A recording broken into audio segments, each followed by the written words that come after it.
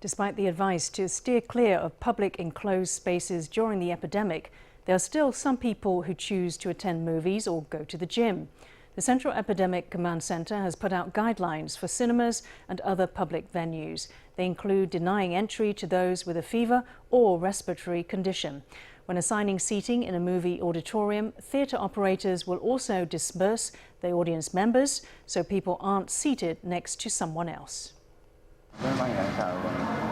Watching a movie now will require you to get your temperature taken at the door. If your temperature is above 37.5 degrees, you'll be denied entry and get a refund. Once inside the auditorium, if you're by yourself, the seats on either side of you will not be occupied. If you came with a group, you can still sit with your companions, but there won't be anyone sitting immediately next to your group. According to the latest advice issued by the Central Epidemic Command Center, movie theatres should assign seating so that people are dispersed.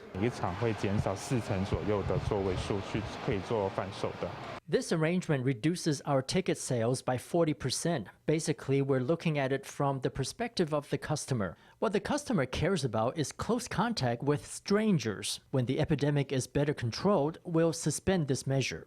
Besides managing humans, theatres are also required to take care of the venue. After each show, the seats are disinfected. The Central Epidemic Command Centre is also asking theatre operators to discourage those with pre-existing chronic conditions or those who belong to high-risk groups from attending a show. Theatre operators may also demand patrons to don a face mask when the situation calls for it.